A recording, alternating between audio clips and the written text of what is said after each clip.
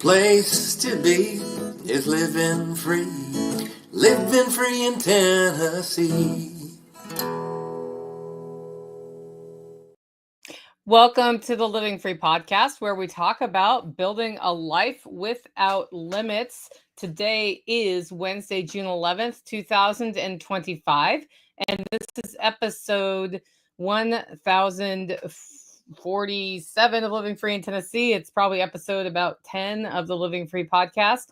So we've been changing how we do things this year a bit, and the big difference is that Wednesdays, it's sort of like a 2 podcast day, where if you subscribe to my Living Free in Tennessee podcast, of course, you get all of the shows. And if you just want to check out the Living Free topic, then you can subscribe to the individual podcast, the Living Free podcast. So today I had an interview scheduled with Cynthia Tina to talk about eco villages. And for some reason, she hasn't joined the studio. I don't know if I have somehow maybe sent the wrong link or if she's having tech problems. The thing is, Cynthia travels around a lot, and so who knows what her internet was like today.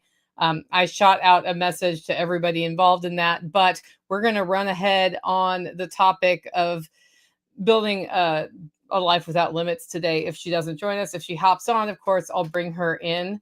And oh, there she is. All right. So anyway, so Cynthia Tina has made it. Yay. I was really worried that she was having tech problems. So we'll bring her on shortly.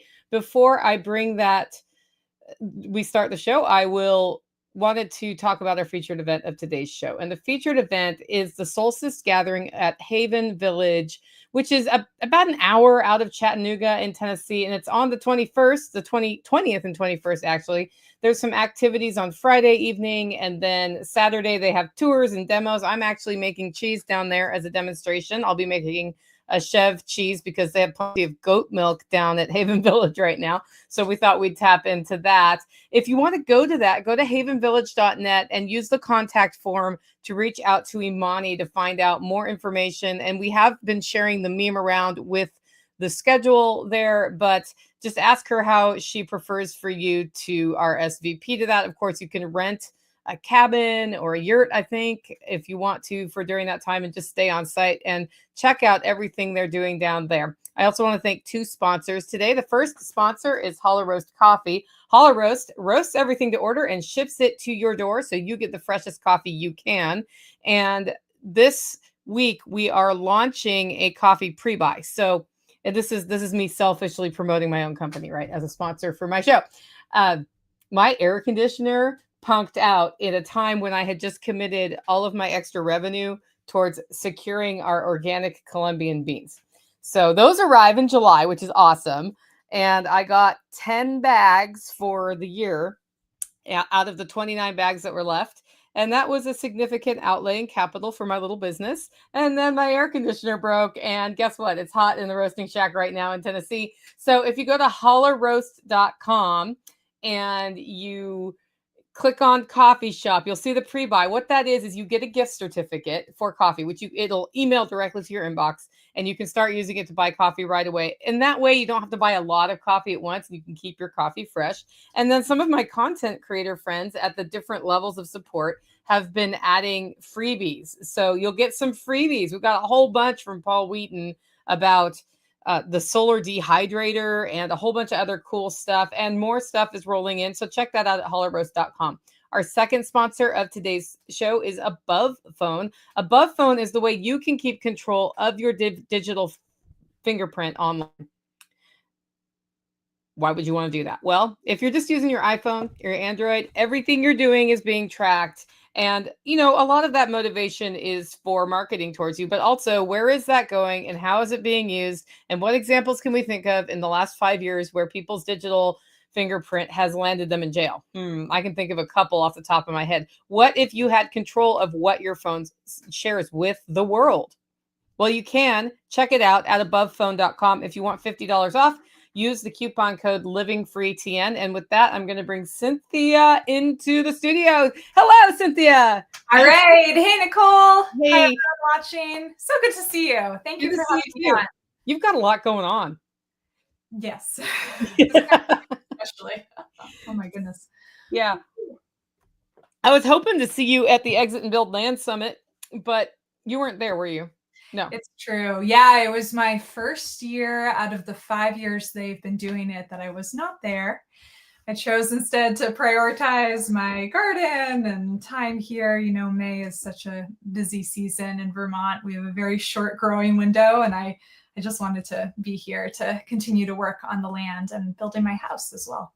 Awesome. Well, before I start asking you the hard questions about your past, which is where we're going to start today, can you tell us just a little bit about what you do now and like maybe how you and I met? Yeah, for sure. Well, you can see on my little Cynthia Tina is my name, and then below there, founder of Eco Village Tours. So this is a company that I started in 2019 to bring people on trips to visit eco villages, intentional communities, really establish models for how we can live together more cooperatively with more freedom and sovereignty and self-sufficiency. So yeah, we've been doing it now for several years. We have trips all around the world. And I am very fortunate to partner with people who live in these different locations and can bring the groups there. So the only trip that I'm leading this year is the one in Vermont. So I live myself in Vermont, and I'll be bringing a group in the month of July to come check out many communities throughout our state, including the community I call home. So as I mentioned, I've been building my house at an eco village. We are 8 households on 15 acres of land in northern Vermont.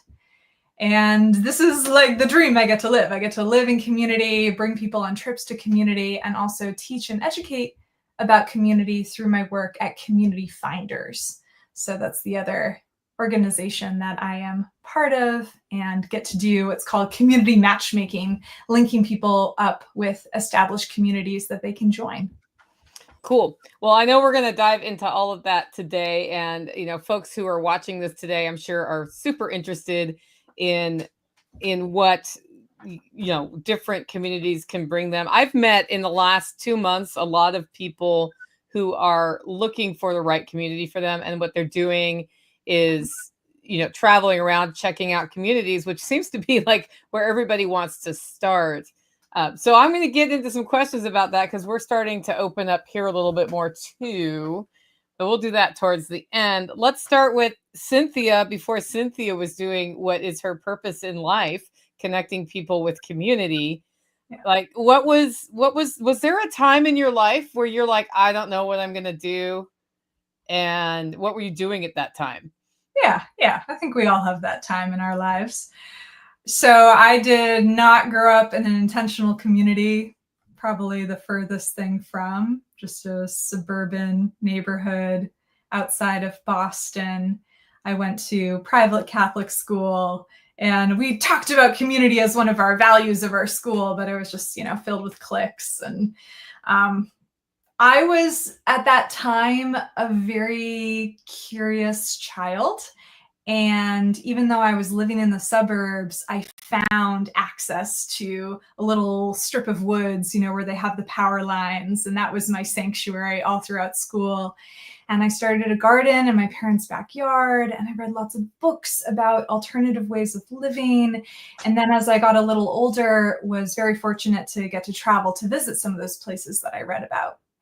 So even though my parents, who love me and support me completely, they still don't quite understand what it is I'm doing. And even more so at that time, the societal pressure to just toe the line and do the step after step and go to school and get a job and climb the corporate ladder, that was really strong. And in fact, I have a younger sister, and she's now following that path of working in the same big company that my mom worked in and following those steps of climbing the ladder, and has an apartment in the city. So I felt like that was the direction that I was being led down, but I also knew that wasn't feeding me, and like on a deep, nourishing level. And I was looking at all of these inspiring models through books and later getting to travel. And I'm like, oh my gosh, there is more to life. There are other options. And I just was curious about exploring them. And it took me all around the world. I've at this point visited more than 200 intentional communities all over Europe, India, Central America, Africa. And of course, I ended up back here in New England, which is where I'm from and where I really wanted to put down roots. But it's been a winding road, and it's been amazing. And I think through walking that path, eventually you are able to look over your shoulder and you're like, oh, I see how all these dots are connected. And that becomes your story, and that becomes your purpose that you get to then share with other people, like you said, connecting people with community. So when you were in school looking at the, your path ahead, and it kind of looked like, I need to go to college, I need to get a job, I need to get an entry level job and work my way up. How did you go from that's the path, because that is the programming our society has for us all, right? Oh, yeah. Basically. How did you figure out that wasn't going to work for you and have the bravery to take the first step away from that path? What did that look like? It looked like a few critical experiences and connections with people who were diverting from that path and getting inspired by them. For example, I visited my first eco-village when I was 15. There's a place in North Carolina called Turtle Island. And I read a book called The Last American Man. Elizabeth Gilbert was the author of that. And it told the story of Eustace Conway and this, last American man out there in the wild, learning Native American traditions, growing his own food. I was like, oh my goodness, I want to go there. So I went there during the summer. I think that was the summer before I went to high school. Yeah, between middle school and high school. And I got to do a sweat lodge, and I got to learn about Appalachian traditions and folklore and growing food. And, that was a super pivotal experience. And to go from something like that back to then, the school cafeteria, and I'm like bringing my purple carrots to lunch, and all the other kids are like, there's purple carrots. That was kind of just that cultural clash that really helped me see myself and getting reflected that back to me through some mentors in my life of, oh, there are different cultures, and sometimes you can walk the line between them and be somebody who can help be a bridge. And I think through the struggles of, that clash, it was really difficult for a long time with me and my family, and me kind of knowing what I wanted, but also sort of making it up as I went along. And now looking back, though, I'm really grateful because I'm able to translate what I'm doing and what you're doing, pursuing this radical path of freedom and sovereignty and living a life on your own terms, and being able to translate that into something that's palatable to my parents and my mom. That's really, really a gift. And I think that's a lot of the work that I get to do now, is help introduce people to a new way of life. It's interesting that you hit your purpose very young in life, which is a gift. But also you hit it at a time when naturally your relationship with your parents is diverging, right? Because you're becoming an adult and you need to go stand on your own feet, and they want the best for you, but also they're trying to make it so they don't have to tell you what to do when you grow up. Yeah. So that's like extra, you had extra trick there with navigating a relationship with your parents and having one at the end of that process, right? Uh-huh. Oh, yes. Yeah. I remember telling my parents that I wanted to drop out of school after I finished my first year in college. And they were like not having that at all, for them. Did you? I found, there's always a middle way. I found a school called Goddard College. Unfortunately, it no longer exists, but it was a low residency school.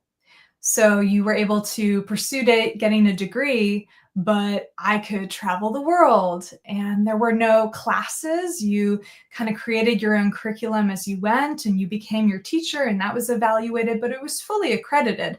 So I have a degree in sustainability, but I was able to also get that freedom that I sought and be able to not be in a typical university. So you were navigating the I want to be me, and your parents were like, we want you to have a good life, so we want you to do these standard things. And you went to college. So you were like, okay, I'm going to college out of school because that's what I'm supposed to do. Got there and you're like, not for me. Almost. I got there and I really connected with the local Amish community and farming community in far upstate New York. I went to St. Lawrence University. I spent the first year on campus. I started a permaculture garden on that campus, really got into the farming community. I really actually thrived. I've actually felt quite a bit of freedom. And then I did a program called the Adirondack Semester, which was the reason I actually chose this school. And the Adirondack Semester is where you are immersed with 11 other students, so a group of 12, in the Adirondack Park, living in a village of yurts. So this was my first real, like, more long-term community experience that I had. And all of your classes are outdoors in nature. You know, your professors come to you and you study lake ecology on a canoe in the middle of a lake, or you climb a mountain and study geology. Super cool program. And at the end of that program, I really felt like, oh my gosh, I'm just getting started. And the idea of going back to the campus, as freeing as it was, and as many cool things I got to do there, it kind of was starting to feel like a bubble. And I just wanted to take off. I wanted to burst the bubble. So when I did end up transferring to Goddard, I took off to Greece. I flew to Thessaloniki, Greece with this giant backpack, and I backpacked through Europe. And yeah, I got to study and get my degree at the same time. Cool. So then you got out of that. Did you have any idea how you were going to make money? Was that ever a concern? Yeah, but more so later, because, you know, at that time I was still a freshman in college. And the neat thing was I got a scholarship to go to St. Lawrence University, but my parents were still covering the rest of that tuition, which was significant because it's a very expensive school. So when I transferred to Goddard, which is a very, very low tuition school, they were like, okay, well, we'll split the difference and you can have this stipend to continue to pursue your education. So that was a real gift at that time, to be able to have a little, wasn't much, but I was able to live off of that and travel and have these amazing experiences. And it took the pressure off from, needing to find a 9-to-5 job. I've never had a 9-to-5 job. And I recognize that there's a lot of ways in which maybe even people listening who are caught in that, you know, rat race and cycle and having all this economic pressure, that can really be a hindrance from then going on and being free and pursuing something different. That is really interesting. And the lesson I get from that isn't so much about how you build freedom in your life, but how you build freedom in your child's life as a parent, where your role as a parent is to guide them towards being their own free person, right? And even if they go a different direction than you wish they would go, your role is more to be that sounding board and guide, which it sounds like your parents did. They're like, are you sure you want to drop out of college? Because, you know, we want you to be prosperous. But then when you found a solution that answered your purpose, they were like, okay, this is how we can support you on that. Yeah. And, you know, maybe not every parent can, you know, has the money for tuition, but they can still be supportive even if they don't. So I think that's actually, that shows amazing parenting skills of your parents. Yeah. To be able to be like, okay, hands off. This isn't what we'd choose, but she's, you know, she's clearly put thought into this and it seems like she's answering her purpose. So we'll, you know, and I'm sure there were some very deep conversations that you don't want to go into on the internet around that. But that is part of the role of a parent too, is to be critical of the choices your 19-year-old is making. Because at 19, we're technically adults, but we're also, we don't know what we don't know yet. I still don't know what I don't know yet, right? So yeah, Nicole, I think you're really spot on. And I am so grateful to my parents every day. And then fast forward many years later, I've been building my house for the last 5 years, and I've been doing that largely with my dad, who's a builder, a very conventional builder.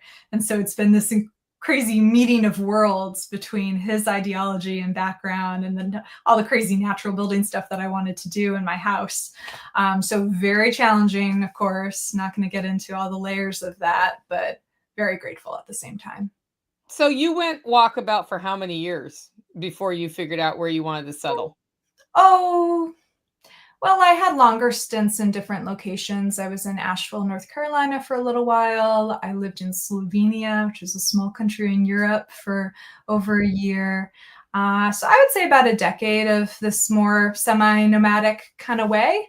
And then slowly coming back to Vermont. And my family has a place here, and it just always felt like where I wanted to be. I fell in love with this ecosystem at a really young age.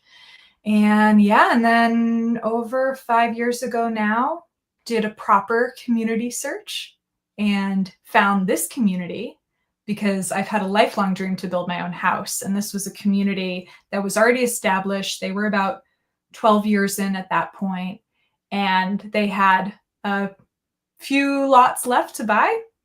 So I bought this little piece of land and began to build my house. And everyone who lives in this community has also built their own homes, which is a tremendous resource to be able to rely on people who have tools and knowledge and emotional support. So yeah, that's been what I've been doing the last 5 years after, about a decade or so. It's kind of, the path was winding, but I think it's something like that. So I have people listening right now who are in horror that they would have people around them they had to interact with at this point if they join an intentional community. Can you tell me a little bit about the differences in how much interaction a person has at different communities? Because I know it can be vastly different from community to community. I think the picture people have in their head about community living is that you're sharing space all the time and you don't get any privacy, and I know that's just not true. So oh yeah, absolutely. Yeah, talk to us a little bit about that. Yeah, there's a lot of stereotypes about intentional communities, like the cult, the commune. Like it's funny, there's that end of the spectrum. People imagine a hippie commune in the woods, all the way to they imagine like a super gated neighborhood, eco-village, ritzy kind of place. And most communities are somewhere in the middle of those extremes, and they all look different.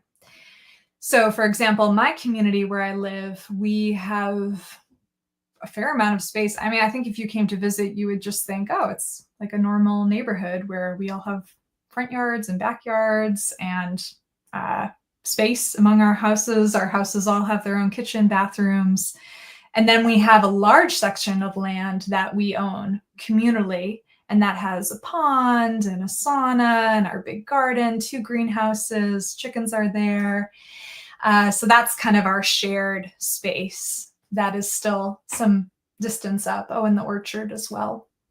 So that's one version of intentional community. I think most feel like that, more of the old-fashioned neighborhood, with this extra layer of community agreements, shared values, decision-making, some financial agreements, although we don't share income or anything. We have very separate finances. Then you can have some intentional communities that are more communal, especially communities that are closer to the city, where people are sharing in a building together. Maybe they have apartments or rooms, and then they have shared bathrooms or kitchens. I have to say that's becoming less common and is certainly less commonly desired among the people that I work with. Usually they're looking towards a community like what I have that is more of that old-fashioned neighborhood setup.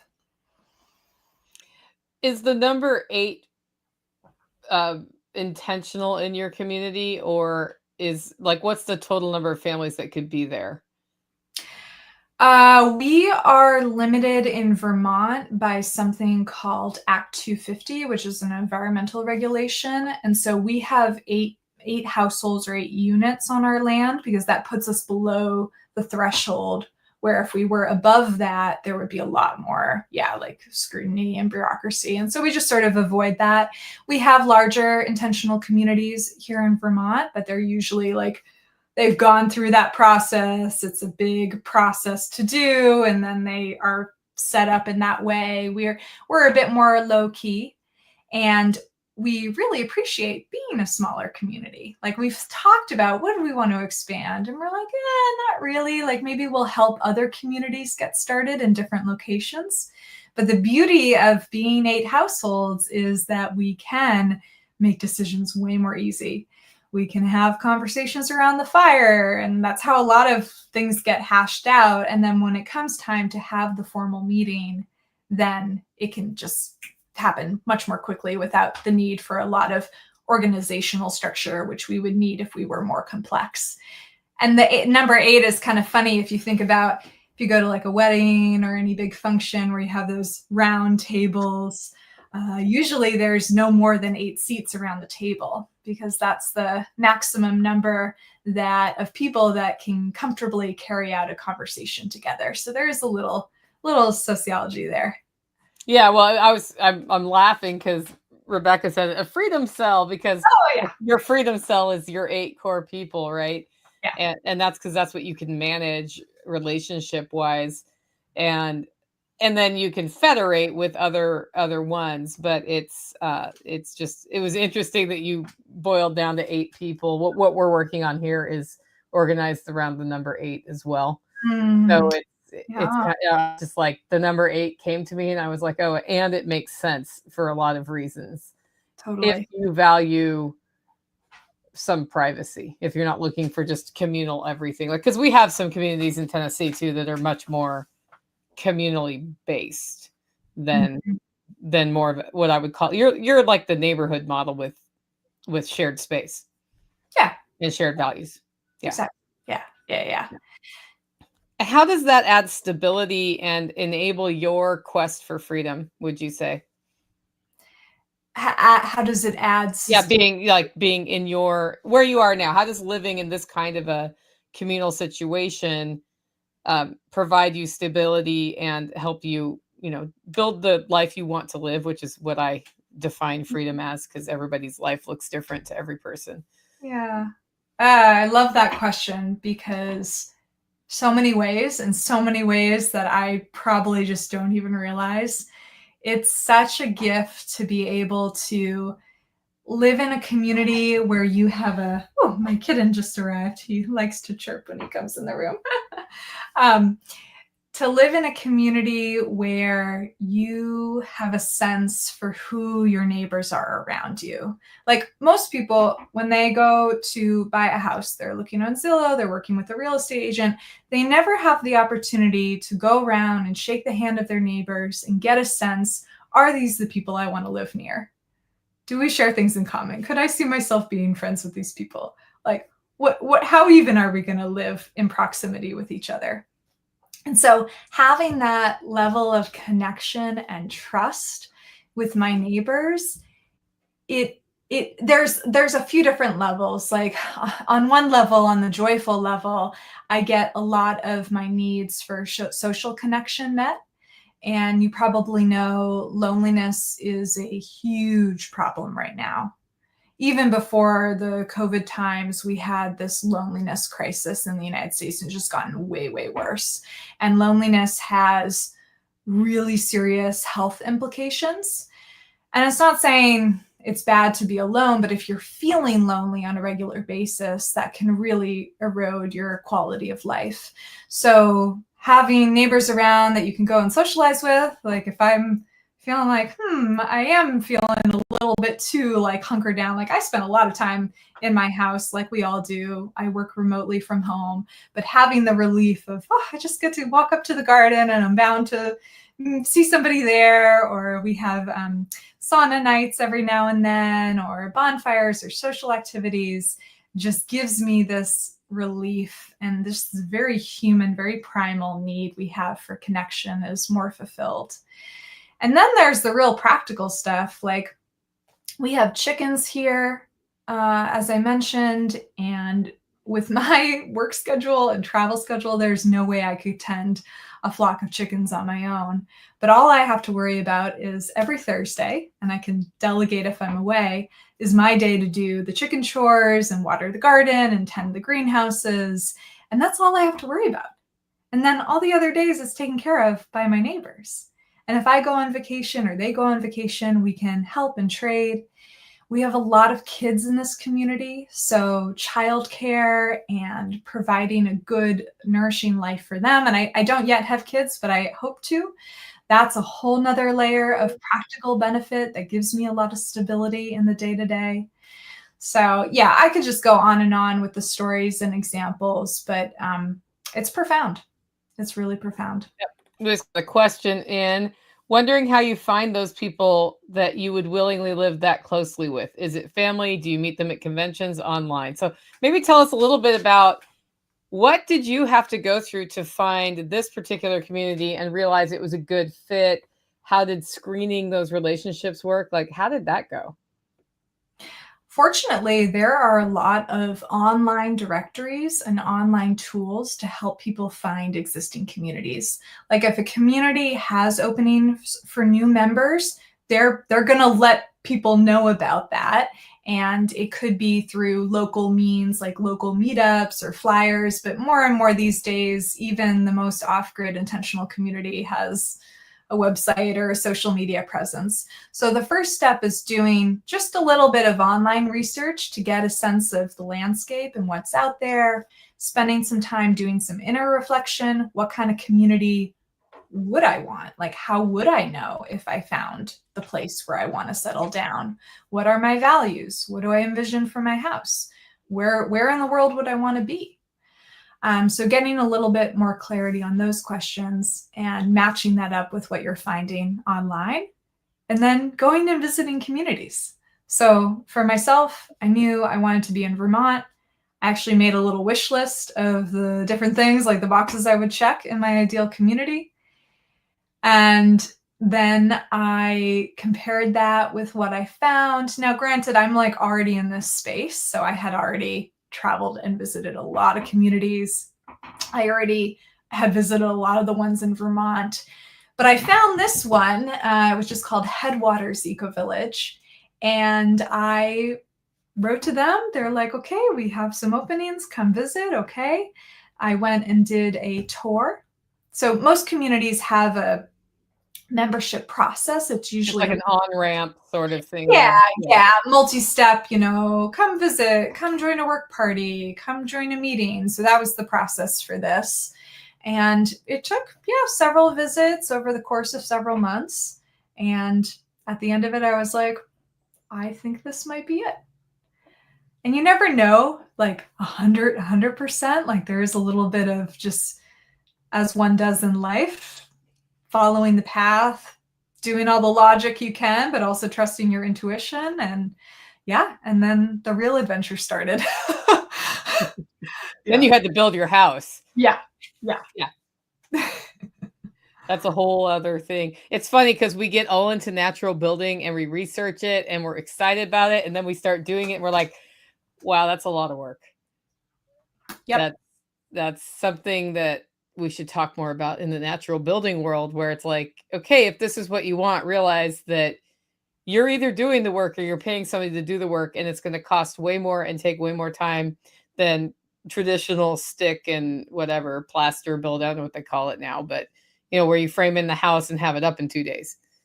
Absolutely. I mean, I'm 5 years in and my walls are still unfinished and it's comfortable, but I'm living in an unfinished house, and it's not only the physical labor, which is ginormous, but the psychological burden as well of living in a project. Yes.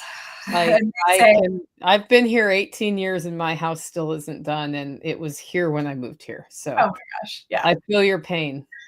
They say when you build your own house, it's never done. Yeah. Well, I don't know.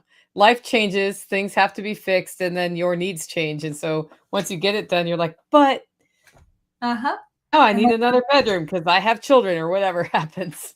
Yeah. The life changes and just the maintenance. Like even people who live in homes that they didn't build, they know like just the maintenance of a home. And then beyond that, gardens, or if you have animals, it's ginormous amount of work. It's always kind of this ratio between labor, time, and money. And you got to decide when you're approaching the home building process, where do you fall on that spectrum? What resources do you have? Where do you want to invest? So what can go wrong with community? I met somebody where something went horribly wrong for him.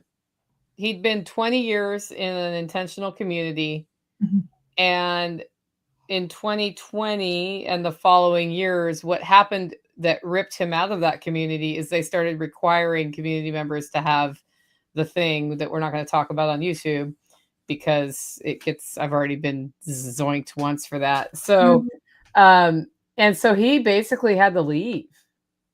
So think about that. Invested in your community, have your house. And now he's just like, I'm not sure where to go.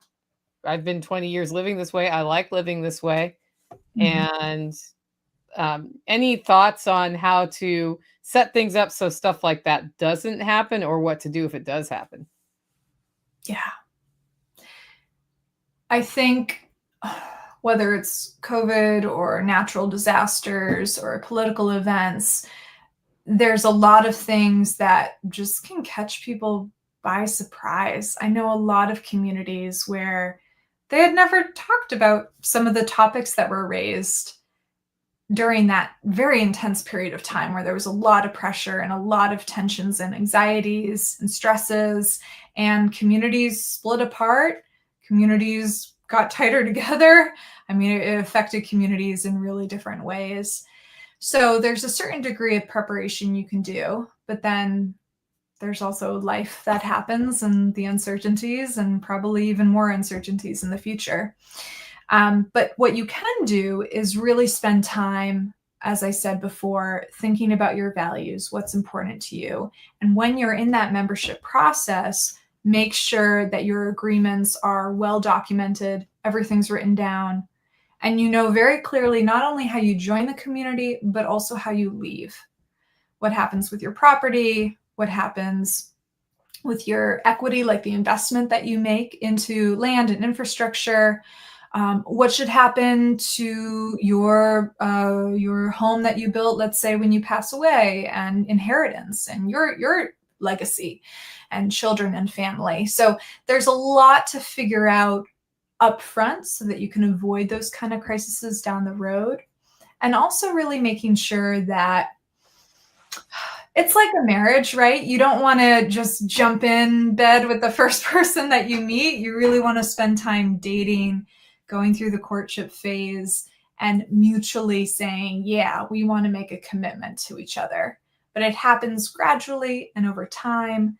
And then hopefully with that time, you can, feel like this is where I want to be. But it's so sad what they went through. Yeah, I've met more than one person recently it's all related to that. And I think about families were torn apart during that time, and companies were torn. I'm about to maybe have a cat catastrophe, guys. Just there's a cat that's climbed all the way up my bookshelf, which is unusual for her. So if you hear a loud crash, that's what happened. Anyways, but there's been a lot that I think 50 years from now, or those of us who aren't going to live 50 years, 20 years from now, some people are going to look back and be like, wow, I just like completely trashed all of these relationships for no good reason.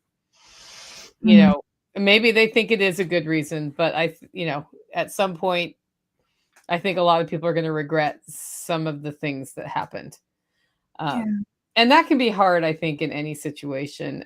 If only there was a way to go look at a bunch of communities and learn how to not make these mistakes. Can you think of any way to do that? Oh, yes. Yeah, well, that's really the genesis of Eco Village Tours, because I felt like I was doing the most I could with online education and my coaching and consulting work. And I'm like, folks, you actually just have to go and get your feet on the ground and explore communities and learn and see what it's like, and shake people's hands, like really feel the ground beneath your feet. And I noticed that it was challenging for folks, especially if it was their first time visiting an intentional community. The culture shift, or even just the logistics of how do I reach out? How long should I stay there? What should I do when I'm there? And then some people even visiting and not having a good experience, because you have to remember, these aren't destinations, these are people's homes. So like I get a lot of inquiries all the time from people who want to visit the community where I live. And I'm like, I can't just spend a bunch of time giving strangers tours around my land. That's not practical for me, but it's sure great when they come as a group and I can really prepare a nice experience and activities and a presentation, a meal with the residents. And so that's what we do during our tours is each community that you visit in your group, you really get to spend quality time there and ask your questions and get a full tour. And not just one community, but each day you visit a different community. So you're able to compare among them, see the similarities, the difference, get a better sense yourself of what you want in your community, whether you want to join one or build one, or maybe just get some inspiration for what you can do where you already live back home. That's really the intention behind Eco Village Tours. Yeah. So what does that look like? So I'm looking at your website and I see that you've got, I'm going to share the screen here. So you've got a few tours coming up. Let's go to the Vermont trip because like that's one here. You got 3 spots left, right? Yeah, exactly. Yeah. So the Vermont trip is going to happen on July 19th to the 26th. Yeah. And I'm going to be leading that trip. So you'll get to see the community I've been talking about, my home, as well as 8 other communities over the course of 8 days. Okay. So you're going to Vermont. You're traveling as a group of 12 people for 8 days, looking at a variety of different communities in Vermont. Is it like you book it and it's just everything's inclusive once you get there sort of thing? Yep. So Easy. Lodging, food, that's all figured out, transportation. Mm-hmm. It lists which ones you'll get to see, right? Yep. And actually, most of those communities have openings for new members right now, which is really nice. Yeah. So that one's coming up in July. And it's a way, if you're sort of interested to, I mean, I think it would be a way to, if you're interested, you can go see a bunch of communities. And if you decide this isn't for me, then then you didn't just, buy a membership somewhere and then decide that's not how you want to be. Exactly. Yeah. And I will mention too, because I see you have the pricing up there. Yeah. We have, fortunately, a number of scholarship spots available. So if people are feeling like they really want to go on this experience, but the finances might be a challenge, it's not a full boat, but we are able to help people who might need some support in making it happen. Yeah. So that's 8 days for $2,500, which for that kind of, so I've taken other kinds of tours like that for other reasons, like with my choir and whatnot. That's less than I would pay for a choir trip of the same length that includes all of your food and your transportation and looking. So when I saw that price, I wasn't freaking out, but I could see why that would feel like sticker shock to somebody who's used to doing a camping vacation every year. Yeah. So that's cool that you have scholarships. How do people apply for those? They can go to ecovillagetours.com/exchange. So it's our Explorer Exchange program, and there's an application there. Yeah, so let's just look at that real quick. Soft pressure so well. So here you just apply for it. Yeah, so there's some sponsors, I assume, who have come up to help people connect with communities. Exactly. Yep. Yeah. Also, when you join a community, typically there's a buy-in. So there's that. Right. Yeah. Right. Indeed. Yeah. And if you want to become a sponsor, you can donate to help people see. Yes, exactly. Yeah. And we get people, obviously it's a mix of folks. Some people are looking to join community. Some are just really curious. Some are doing research. Some are in school still studying this whole world of sustainable living. So it's really a mix of people who come, and our main focus is helping people visit as many communities as possible, making it more accessible. Yeah, I'm seeing everything: North Carolina, Costa Rica, Sweden, Virginia. Yeah, these are some of our past trips. We did the Virginia trip last year. Yeah. Oh, I see that. That's 2024. So anyway, is it just a different mix of things every year, or? Yeah, it is a mix. We're trying to identify, where are the popular places that people want to go, and then deepen relationships with those guides and those places. It's been very interesting, like Costa Rica, very popular and so Oh, many yeah. communities. We're actually this winter going to be doing 4 trips in Costa Rica, looking at the different regions. Yeah. Cool. Looks like we got somebody who was here last year. I was on the Vermont tour last year. It was incredible. I Woo! highly recommend it. And there's only 3 spots left, guys. So if you got some July time, definitely check that out. Well, if people want to connect with you or work with you as a consultant or anything else, how do they do that? Yeah, that would be through my other website, communityfinders.com. So yeah, communityfinders.com. And we have a variety of group programs. There's, the option to work with me one-to-one to really get recommendations for communities that would be a fit for you specifically. But I have a lot of free resources. Like I have a whole blog, this fun community quiz. What's your community type?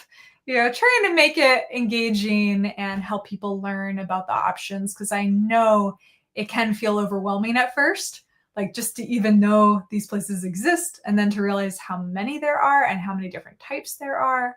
So just trying to help with that. Awesome. Well, any last words of advice for folks who are just interested in connecting with community before we sign off? I would really encourage you to go visit a community. A lot of them are open for visitors, even right now in the summer, even ones that you don't necessarily see yourself living in full time. Because sometimes what I see is people do a lot of online research. They're like, oh, I found this one. This is my dream. And they put all their eggs in one basket and they're so excited. And then they can't visit or it doesn't work out. Just go visit one that might be near where you're living now. Just spend, a weekend or go for a day visit and just wrap your head around, oh, not only is this an idea, like a concept, but people are actually doing this, and not on solo homesteads, but they're doing it in cooperation with others. And this is a legit, viable, wonderful way of to live. It's not always easy, but I truly think it's worth it. So encourage folks to get out there and explore. Awesome. Well, thanks so much for being on the show today. Yeah, thank you, Nicole. Yeah, I really appreciate you and everything you're doing, and hope I get to see you at one of the upcoming exit and builds, even though I missed you this year. That's it. I'm sure we'll run across each other somewhere. Sweet. Thank you. Take care.